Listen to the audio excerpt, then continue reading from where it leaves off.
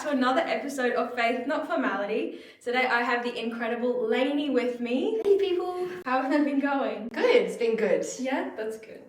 So Laynie and I know each other from church as we lead on the youth leadership team together. And so I'm curious to know more about your upbringing through Christianity, what your household looked like. So talk me through a bit about that. Yeah, so I was 100% brought up Christian. My grandparents were pastors of a church. I was brought up by PK parents. And so from as soon as I was born till now, like I've just been brought up in a full Christian home, like even from when I was little, like praying before meals, like reading like little Bible stories, and then even at church, like I was like fully raised in a church, and I went to call it Sunday church, and you know, you did your colouring in of Bible, like colouring things and like reading stories and stuff. So like from the get-go, I was brought up in that Christian household, which I'm very thankful for. But yeah, so yeah, there was never really I can't really remember a point where Christ was like not a part of my life. Like just always a natural habit. Yeah. It was just like praying for before meals. It was just like a thing you did. Like when I was little, like you just like put your hands together and like and pray, and like obviously at that age you didn't know what you were doing, but like it was habits that I built up from being a Christian house. Yeah, true. My family, every dinner time and like whenever we were just at the table eating, we would always have a little holding hands. Hold hands, close your And eyes. then what we would do as well, like, because it was such a natural habit, is when we'd have like literally anyone over for dinner, like Christian, non-Christian, we would be like, you're holding hands. And you're holding hands. The hesitation, they're just like, what? But then they would get into it. It's honestly, and it's like doing those little like Christian like habits like that, it shows non-Christian like a little side of Christianity, and like it's not like you're like evangelizing to them, but like just like show that it's like a ritual that you do, or like anyway, so brought up Christian, and even like going into like my teenage years, like I still went to church and still now. Like I never really had like an off period or anything where like bang, born to now church. Like that's good. I will say, did you have any like core memories of like church when you were a kid? Because for me, I have like those few that are just like I remember it so clearly of like going to church on a Sunday night or morning or whatever that looks like. Was there anything really like that stands out to you? I think that like when I was at my first church, like I think I was at this church for 15 years of my life, the first 15 years, and I used to love going to Sunday church. Like when I was like probably like 8, 9, 10, like around that kind of like area of my life, I just remember like loving it. And like we would do would start in like the main church, like you know, sing a few songs, offering, and then we would go, everyone would leave, and we would do like our own little thing. And I just remember like learning about like all of like your classic Bible stories, but they used to act them out, and we used to like do it as like we used to like act, like we used to have like little scripts, we used to read them out, which was so fun. But I loved going to like the Sunday church and like being able to like learn in a fun way. And so I think the little acting, I did love offering as well. They used to have like a little like piggy bank for the kids to put their own money in, and all the kids would like run up and like chuck their coins $2. The little gold coin donations. But that's that really was cool. vibes. Yeah, I think I remember as well, we had like a little period where we would act out, but instead of it being on a Sunday, like in little kids, whatever you call it, it was, we would do like skits in front of the whole church.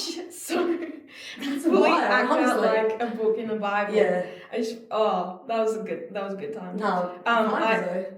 Honestly, it was good because I don't remember what it was, but it was fun.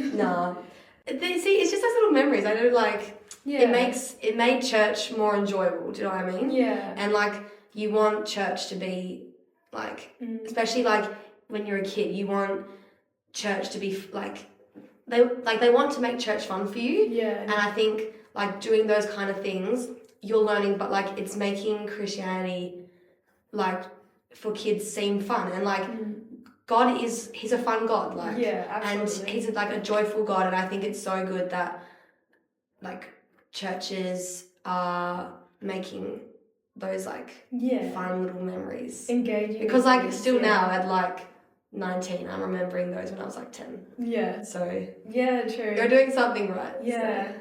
I think one main memory I remember, is at my first church.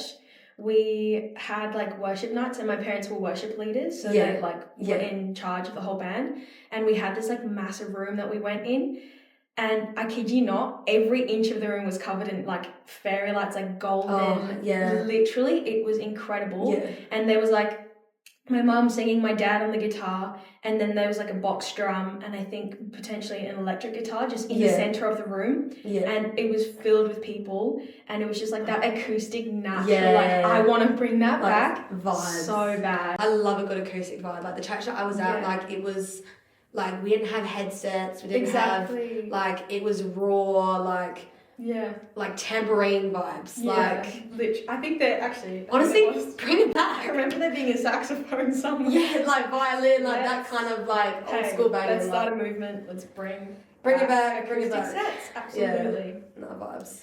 So you said that you didn't really feel like you had an off period. No, not really. Like journey. I think, like my parents were so like, I think because when I was born, it was just like, this is what you do. I didn't know anything different. Like, and like the school that I went to was a Christian school, and we learnt the same things that I learnt at church there. And I think that like that was all I was surrounded with. Like, and when you're surrounded with like in the environment that you're in, if that's all you know, like then you like everything else just seems like wrong. Do you know what I mean? Yeah, that's so and true. Like I didn't really get to experience like going to like a public school or like a non-Christian school, and like so then going to church was just like that was the thing. And all of my friends that I had were all church friends, all people who went to my school who were all Christian. So that's all I was brought up with. So I think I didn't really have like a period where I was like, oh, I'm not going to go to church. Like I loved it, and even like going into like my older years, like 16, 17, like I was just like, I was on the hunt for like churches because I was that keen to get into a church. So very thankful for that. Yeah, that's definitely a unique experience, because I think so many people struggle with like, they'll have an off phase where they change from teenager to adult. And they kind of go, oh, I want to like go and the crowd, exploring. That's when the crowd splits in two, and you have to make that decision and finding your way. Yeah. Would you say like in your friend groups at school, partying and like drinking and stuff, was that an issue? Honestly, no, not really. Wow. Like I think in probably year 12, I think out of the whole year, so this is like in the everyone's turning 18 phase, I think I had 2 parties. Wow. Yeah. And like maybe 3, but like there was alcohol there, but like everyone there, I reckon 80% of them were all Christian. Yeah, okay. Like, and the other 20% were like brought up in Christian homes. So like it was just, they all had that basic value. It was, I don't think I've ever been to a party where there was like full on drunk people, like drugs, nothing like that. Like even like vaping and smoking and stuff, that just like wasn't even like a thing at my school. Yeah, wow. And like I think some people see it as quite like a what's the word? Like you're not exposed to those things, so you're in like a bit of a bubble. But honestly, I look at it and I'm like so grateful that I've been able to like be in an environment where I can just experience so much of God. And like because I think they've told me that they've gone like, oh, you're in a bubble, like you know, your school's like very like enclosed and you don't really get to experience like the real world. I'm like, this is what I want my world why would I want my world to be so influenced by such worldly things? Wait, I went off a little off topic there. No, that's so good. But yeah, I don't think I ever really. Yeah, it was only when I finished school and I met other non-Christian people. That's when I kind of like went to other parties, and even then I was like, oh, I'm not here for this, and I just kind of left. Yeah. Because I think, like I said before, so many people unfortunately do have to go through that. Yeah. And that's so cool that there's opportunities for people to have different experiences. And I mean, I can totally see where people go, brother, you're in a bubble. Gee, stop talking. Yeah. But I understand. At the same time, for those who do go through that, it's such a good learning experience, as in, yes, it's a tough time, but it's God that brings you out of it and turns the bad for the good and chooses to take those moments and teach you so that you can grow from it rather than you just becoming messed up. And we do have the responsibility of having that mindset of, look, this situation, this choice I have here is really big and important, but it's my responsibility to choose God, and therefore He will grow, you will grow from the situation. But that's so cool that I think as well, if you look at the two options of being in a Christian school in this bubble and then being in a non-Christian environment, school, public school vibes, going already learning and knowing what the right thing is, going into the real world, as people would say, it means that you already know what is right and what is wrong. True. And it may not that you're you don't know what's going on in the world, but just means that when you step out from that school environment, you're going to uni and you're meeting new people and new friends, it means that you've already ingrained in your mind what the right thing is. And I think it's less of a bubble, but a mindset that you're in a mindset of Christianity and a mindset of this is actually the right, these are the right things for that are right to me. I think if you go from a non-Christian school, a public school, and you experience things yourself, it makes life harder. And not saying that going to public school is wrong. But I for my journey, I think that it's just been so helpful that I've been able to from the get-go know what's right for me, and know what the worldly things are going on. And I've come into going to uni and going into work knowing this is actually who I want to be, and this is the values that I want to uphold. But fire. That's good. No, I think, look, having experienced every kind of schooling edition, public, what's it called, adjusted, homeschool, literally all of them. All the above, all of the above. I think for me personally, I had to experience that public school, and I had to go through the phase of bullying, whatever. I had to go through that party phase of realizing that this is not where I want to be. This is absolutely not my vibe. And I've had opportunities to go down that road of being invited to parties and just repeatedly saying, no, I'm okay. I got work. And you do get judged hard for that, but at the same time, it just builds such a strength and resilience or resistance, should I say? Because even now, I think going into my young adult years, that's gonna get peer pressure is probably gonna get worse. It hits. I think for me, definitely because even when I was in year 12, I was still 16, 17. I was at the very young age. The very the youngest probably person in the class. Right. So I think that that's where it kind of hit was when I was 18, 19, so 2 years after my year 12 year. And I think that's where it kind of that's where the struggle kind of where more difficult situations come up. But I do think that different people, different personalities, different ways that we figure things out, and for some people they need to experience it themselves to really know And that's totally fine. Like there's no absolutely. like, and I think it just shows another great way of like how God uses different situations, different people to bring them to God. Like, there's no right or wrong journey. Like you must go like, because like I went to the same school for my whole schooling year, right? So like, but like it's like there are so many Christians out in the world, and like if you just look at like our church, there are so many different people from so many different backgrounds, and it doesn't matter how you got to this like this place, you're a Christian, like, and God doesn't care if it took you 10 years to get there, if it took you a month to get here, if it took you like your whole life to get here, like as long as you're here, exactly, like, and that's literally all that's important. That's so good.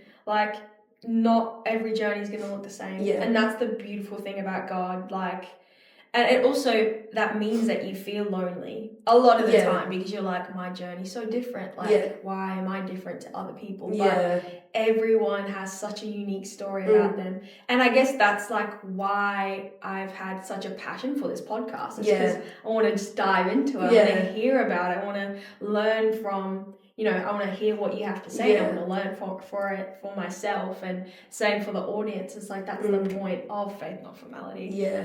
Also, on that whole point about different journeys, one thing that in my Christian journey that I found really frustrating was when I was at church and I would hear stories of people like on drugs and on like, in gangs and stuff, and it used to make me really, really frustrated at myself and at God, because I was kind of like, where's my cool backstory? Like, I want a cool, like, I was like down here and I like, I heard God and like he saved me, and I used to like, definitely like in my teenage years, I was like, God, like, give me this story. Like, I want a cool, like, give me a proper testimony. I want a good testimony. Like, I'm going out to like other people and sharing it. And I think that in the past, like maybe 3 years ago, I like realized that, like, I'm so grateful that I didn't go through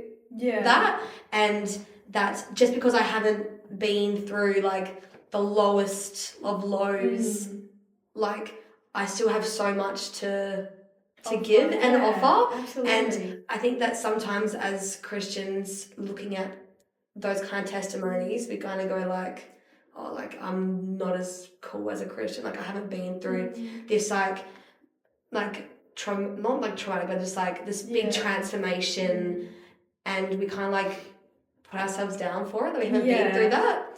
And well, that was for me personally, so I'm not sure if anyone can relate, but anyway, I think that everyone's journey is so different, and even if you haven't been through like your drugs, your alcohol, whatever, like you and your like path that you've been on, like there's so much to share. Like even just like what you were saying, like literally sitting here now, like and talking to people in this podcast, like for me, like I haven't been through any of that, and still like I have like things to share, which is so cool. And I think everyone can be a blessing to one another. Absolutely, and I guess like I hope one day that my kids will have a boring testimony. That's the goal. Like it's, I mean, not to say that it's better, like but it's a pretty cool accomplishment in a way.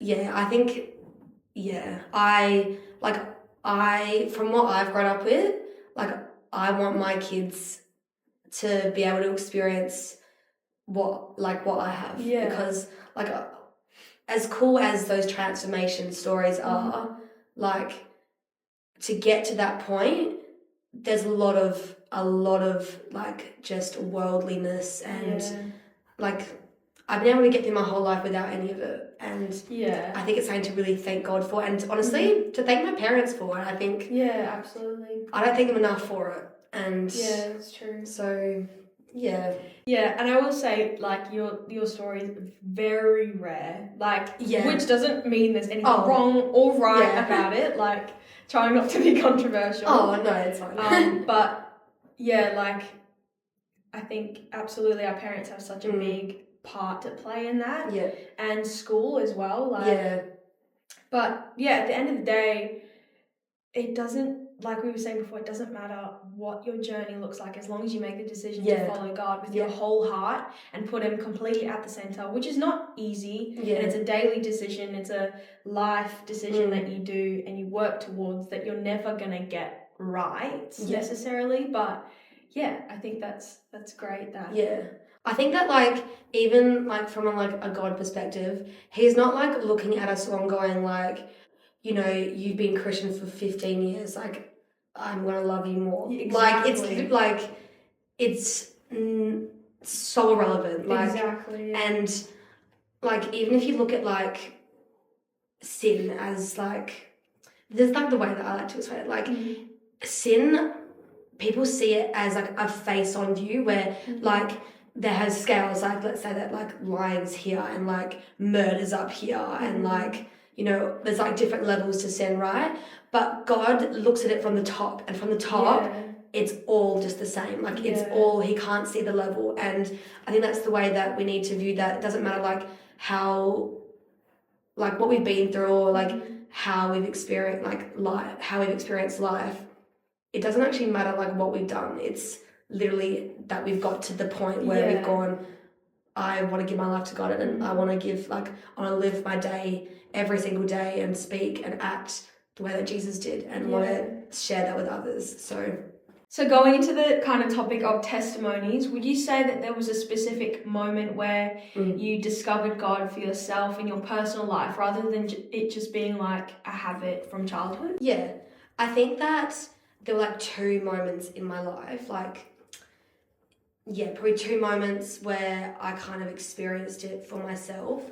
Yeah. The first one was when I was 12, and that's when like I became like a Christian, where I was like I want to follow God, like I want to give my life to God. And that was on like a year 6 camp that I went on, and it's like one of my core memories, and like I even tattooed it on myself, like it's like my like the location of where that happened. But yeah, that was probably like that was the first like moment where I've gone like, this is my decision, like this is not my parents' decision, this is not, you know, what everyone else wants for me, but this is what I want for me. And this is like, I want to become a Christian and I want to give my life to God. And that was like, that was probably my first moment where like I experienced it for myself. And probably the second moment was when I left my first church that I'd been to for 15 years, and I was like church hunting. I was on the hunt because we just had this church that we'd been for 15 years, which is a long time. And everyone had kind of like started to like move and go their own like ways, and like all of my friends and all of my parents' friends started to go to different churches, decided to move out and like different locations. And I think like when I was like 16, I was like, no, like I want a church. Like I was kind of sitting at home a little bit, not doing a church as much because we didn't have a church to go to. And I reckon for like 3 years, I was major church hopping. So, and honestly, I'm not even like, I wouldn't even change it for like. Sometimes you church hop. I'm gonna be real with you. Like, it puts it into perspective for sure. And I think going through that church hopping like experience, I think was also like another point where in my journey I was like, no, like this, I'm always just driving to church with my parents. This is where like I can actually take myself my own place, and I can figure out where I fit in. Like in church, like I don't want to just like be in a church because my parents are there. I want to be in a church because I want to be there, because I enjoy being there, and I've got a good community of people that can help me grow in my faith as well. And I think that was the other moment where I kind of went, this is also not my parents' journey, but I want to take my own journey and find the place where like I fit as well. And that's why I think those were kind of the two moments where it was more of like a me decision of like me wanting to explore and make my own decisions instead of like influence from friends and family who are around me. Probably. So in that, how would you say, like, what kind of emotions would you experience, as in like, obviously it's one thing to take that step out and like church hunt. But what did that feel like? What was that like? As in, like, was it scary? Like, doubts, all of the above? I think at first I knew some people from school who were going to different churches. Okay. So I was kind of like, oh, like, this is fun. Like, I'm just going to go and hang out with them. And so when I went to the first church, I've been to a few churches, but the first church that I went to, it was a lot bigger, and it was a Penty church. Okay. And I've been a Baptist for 15 years. Yeah, okay. So this is a bit different, and I think that I didn't actually know what I was getting into. Like, I think in my head, all I knew was Baptist, and like the school that I went to was like it was a Baptist. It was based on a Baptist church as well. Like the church had founded the school, and so everything I knew was Baptist, and that's what I thought I was getting myself into. And then I was wrong because I walked in there and I was scared. Like a lot of just like lights and big stage, lots of people, and I was a little overwhelmed, and so I had a lot of questions as well. But I think having other people there that I knew was helpful. Yeah, because it made me like, they're like, oh, this is this. But I think like as I went through the journey of finding my church, and I went to, like, honestly, there was about 6-7 churches. Yeah, pretty much all the ones. Pretty much all of Perth, but I think at the, like, when I was hitting like the end, like, you know, once you hit like your 4th church, you kind of go, is there actually a church for me? Like, and I was like, this is getting a bit ridiculous. Like, is it maybe, am I not trying hard enough? Is it even a church in Perth? Like, I'm going to like move states for this. Like, and I did get a little bit frustrated, but I was like, no, like, we're going to keep pushing.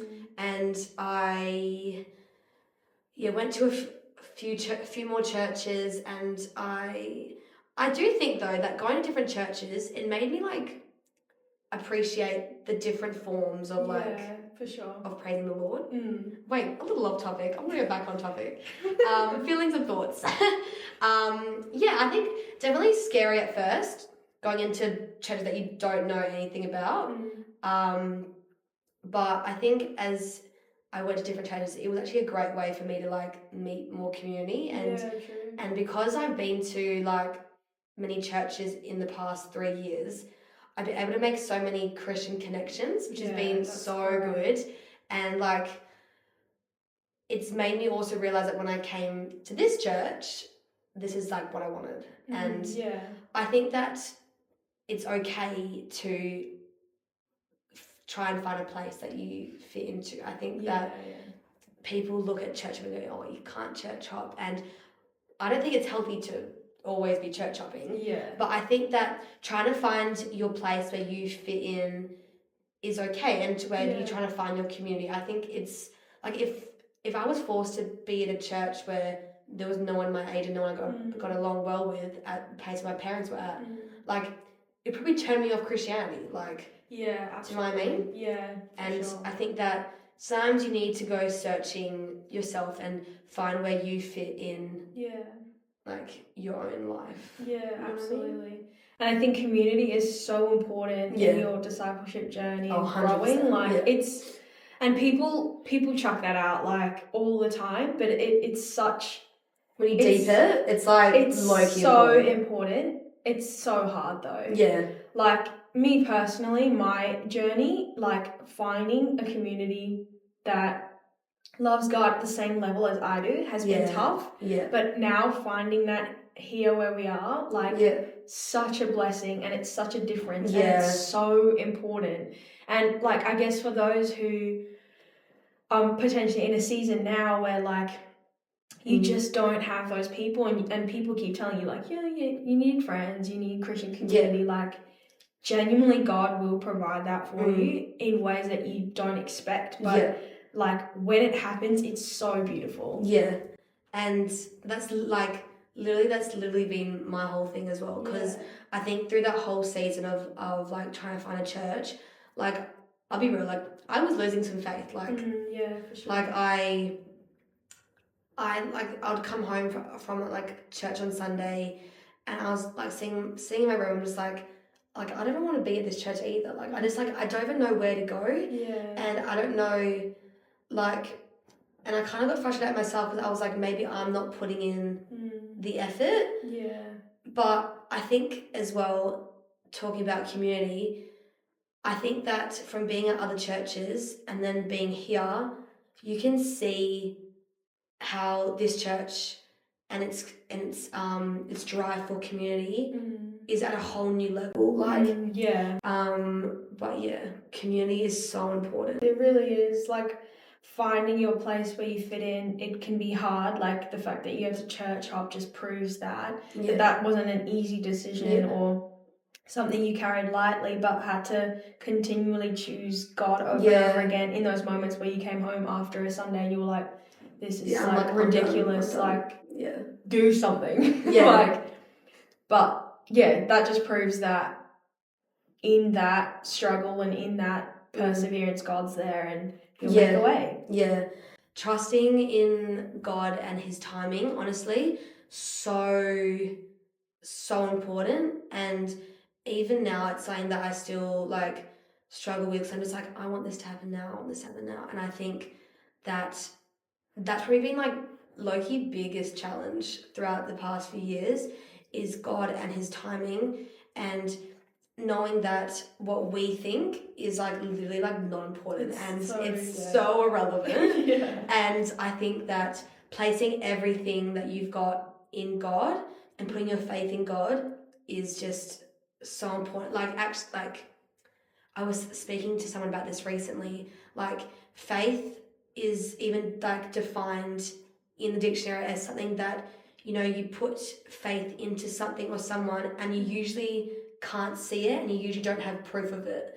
And I think that's so like cool because like faith is like we put our faith in God. Like Christianity is a faith and we have to put our faith in God, and knowing we might not know why He does things and there's no proof of like the why things may happen, but that's literally how faith is defined. Like it's about, you may not see it, it's like you may not have proof of it, but it's there. And like we've got to put our faith in God that through every struggle, through everything that we're like, you know, it's on our mind, giving everything to Him, and it's gonna be okay.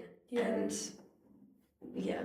and I think like learning what it means to actually give it all to Him and actually lean on Him is something that like there's no step by step. Like there's no like you just do this and voila. Like it's next day you're gonna wake up, you pray, and everything's okay. Everything's okay. It's like it's a process. For example, let's say like I'm gonna share a personal. Like it can look like you're at the altar or you're just in your room and you're literally on your knees and you are just like crying out to the Lord. You're like, I don't understand. Right? I don't get it. Like I give it to you because I have nothing else to do. I am incapable without you. I've seen that. So please help me. You are my strength. You are my rock. You are the only way that I'm going to get through this. So like, it's not easy to give it. Like it can end up looking like that. And it's also, sometimes it is just like, it's okay. Like you just have a peace about something and you're like, God's got it. Like there's so many, it can look so differently to different people. I think like, honestly, I've had a few moments where I've just like sat in my car and just like cried. And I just gone like, Lord, like, what are you doing? Like, buddy, like, lock the frick in.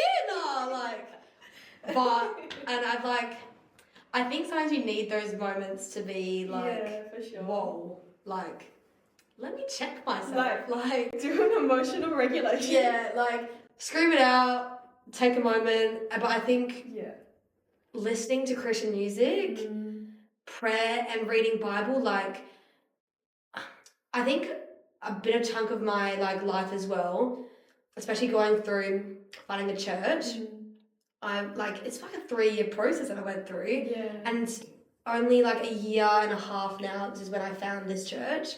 And I think that now looking back, when I was struggling with that, I wasn't reading my Bible. And I like I would pray about it, but like I wasn't like actually praying about it. Like, so true. like sitting there going, like, Lord, help me find a church, and then going, okay, like I'm done. Yeah, like let's go. I've done my little prayer. Like actually, like seeing them be like, Lord, like I give everything to you. Like I trust in you that you're gonna help me navigate me to a church that is for me, and praying about it and reading my Bible, and like those are the things that we need to do to like help ourselves put our faith in God. And for sure. like we can like we talk about faith, but then if we don't actually do anything intentional about helping ourselves to get to that point, then like what's the point? Do you know what I mean?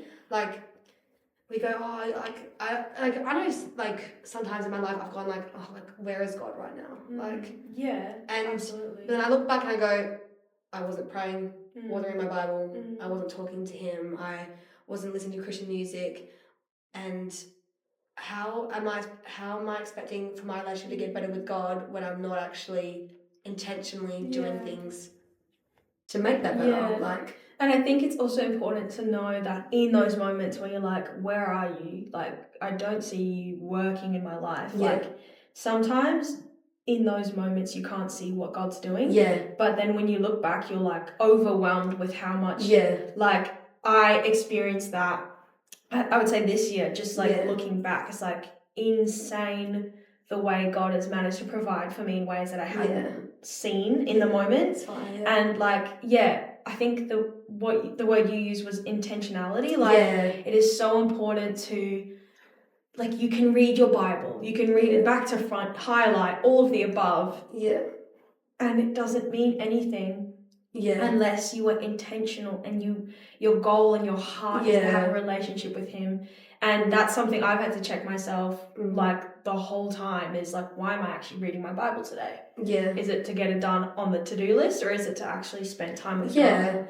And it can look different for so many different people. Like reading the Bible is a good one, worship music in the car is a good one. Some like whatever like resonates with you and that helps you get to that point. Like, and I think that's the beauty of also having so many different forms of like praising the Lord and talking to Him.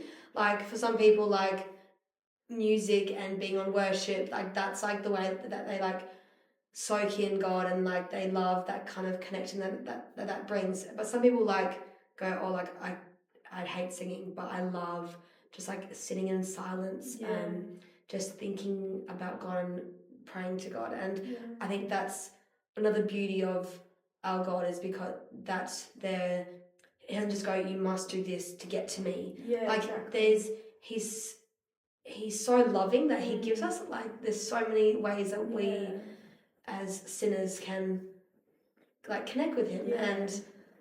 And also on that point of being intentional, like it says in the Bible that like God wants us to be a part of His kingdom, a part of His family, but if we don't knock on that door, like He's not gonna force us to do anything. Like, again, our God is so good that He gives us what's the word? The choice. The choice. He gives us choices.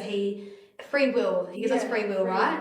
And like He's not gonna be like, you must be Christian. Like He's so loving that He's gone, okay, I'm gonna give you the choice. Like, I'm not gonna force you to do anything. And like He's waiting there for us. It's like that picture of that table where He's sitting at that table and there's a spare seat, and it's like he's open. He's not gonna force us into the chair. It's there for you, but you have to make moves. And if you want to be there, you can be there. Like it's open for you. I've reserved it for you. But if we don't actually walk there, then like, do you know what I mean? That's really beautiful to think it like that. Like he's such a, like, there's such a gentleness about Him. But a strength at the same time. It's like, brother, you know what you need to do. Like, I'll wait for you. I'll wait for you. I'll wait for you. And even with like, if you look at any other religion, like every other like God that there is, it's like you need to do something and then I might let you in. Like I might let you come to, you know, once you die, I might let you come with me to like the heavenly, like whatever place I'm in, right? And our God is the only God that is relational with us, and actually wants us to be there and has already said that we're all welcome to be there. It's only if we say yes, then we're there. Yeah, true. Like, this is what baffles me about every other religion as well. They have to work to get there. Yeah. And our God's already, from before even born, he's gone, I've made you and I want you there. You just got to say yes. Yeah, that's so true. It's such a responsibility, but at the end of the day, it's so beneficial. As in, life doesn't get easier, but in a way it does get easier because we have him to fall and rely on when things get tough. Yeah. Because I think it was one preach, or it was like a Friday at youth or something. I remember someone said, like, they painted a picture where if you choose the path of the world, right? It looks better, it looks more fun, it looks more enjoyable, partying, drinking, all of the above, right? But then if you fall and you're alone and you've got no one to pick you up, right? Yeah. If you choose the path with God, when you fall, because everyone falls, it's like gonna happen. You have the God who will pick you up and he will comfort you, and he's not going to make everything okay necessarily, but he will just be there with you. He will sit with you and he will guide you back onto the path. And not saying there's a right or wrong choice, right? But it's a good way of looking at things. It's like he's such a father figure in that way that he is so loving and so caring. And he wants to look out for us in that way. Like, I don't know, sometimes I find it so crazy to think that there are people in this world just living without God. I reckon, I'm not even joking, at least once a day. I'm like walking in the shops, I'm like, there are people around me that just like are not living with, have not experienced God and who don't even know like who he is. And I find that so crazy, and it drives something in me to like want to do more. I think that's been a good reality check for me with this podcast as well. It's like the share of the weekend, I think someone mentioned something and it was like, this podcast is not about me. It's not about my opinion. It's not about what you have to offer. I mean, it is, but like, it's more than the goal. The goal is just to spread God's love. It's just to make a space where people can just be in his presence, whether or not they realize it. They can be here and go, there was something there. What was that? Like, for those guests who will be joining us who haven't known or met God yet personally, like, to be able to have them here, and not saying it's here alone, but for people to experience God without knowing it is I think such a beautiful thing. And for the viewers as well who are curious about God, like, just that's the goal. Like, yapping, but the goal is just to just be in his presence and just like praise him by talking about our journeys. And like our purpose in life is not to like just sit here and like be, but like our purpose in life is to share the good news of God. Like that's what we're here to do. Like, and I like doing things like this is just a great way to reach people and just like share with people of how good God is. And like, and you don't need to sit in a podcast to do that as well. Like, you can absolutely. Like in everything we do, like even just like the way that we talk, the way that we act, everything we do reflects a little bit of God. For sure. And it's basically our whole life, like we should trying to reflect God so that others look at us and go like, wow, there's something different about her. Like, something that she does that is just different, and I want to know what it is. For sure. And like, that's obviously not a light thing to carry. Like we said before, it's a daily decision, and it's something you strive towards. You're never going to get it perfect. You're never going to even get close to being perfect, but yeah, the point is that you are aiming towards that, yeah, which is important in Yeah. our Christian walk. Yeah. So yeah, like kind of highlighting the importance of community and like what that means to grow with God and how important that is for us. Like going back to what we were talking about there, how does having a community that shares a similar faith impact you? Like how has that benefited and not benefited you in your journey so far? I think that being in a community where everyone's kind of like on that like same page, I guess, is that you help each other grow as well. Like whether that's saying that everyone's experienced, like I guess we're all on our own journey as like we've discussed, but I think that being in a place where everyone's kind of on that same like like level, like I think that it like as Christians we can help each other be better, for sure. and like I've had people come to me and be like, hey, like thoughts on this, and like I've been able to speak to others and like help them out. I think that when you're on that same kind of like headspace and level and like on a journey with, and because we're all on that journey with God, we can help each other out in the best ways, and like not that we're going like you did this wrong, but can like call each other out. And like to just be better, and like that's all we want to do. Like we just all want to be like better Christians, better people. Even if that's uncomfortable, being like, bro, what you did was not okay. Bro, like sort yourself. Check yourself. But yeah, I think definitely being in a place where you're friends and you know about like their faith journey, and like we get to build each other up and help each other get like to a place where we can just be better. Yeah, you know what I mean? Like, so, like literally just be better. Like, and sure.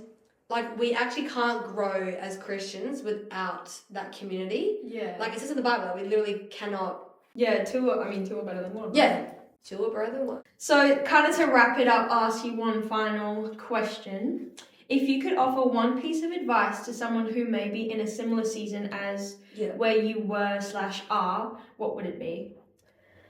I think that, especially in that season where I was church hopping, I would say, like, don't be scared about it. Like, don't be hesitant, because I think a lot of Christians do look down at people who are church hopping, because like it is super important to be planted in a church where obviously that community is, which is what we've talked about. But I think that it's okay to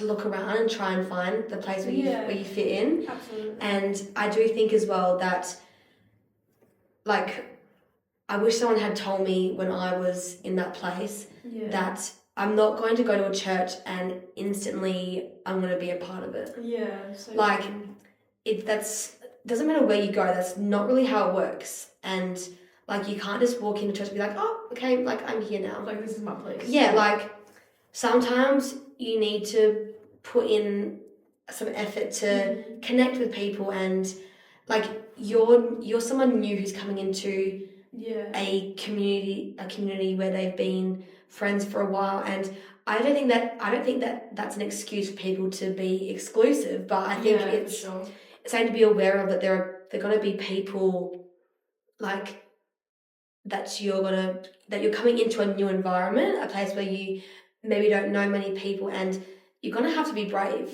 Like for sure, you're going to need to put yourself out there and be intentional. And be bold. And I think that when I came to this church, I was grateful that I did know some people here. Like when Tegan, so because Tegan in the last ep, she brought me and I think that was really good that I knew some people here. But still then, like, I had to put in effort into going, okay, I want to hang out with this person. I want to, be social and go to these young adult events and want to help out at the church. And those are the ways that we get to create connections with people and create friendships and create our own community within that community. And like, obviously, I think personality does help. I'm an extrovert, let's just be real, right?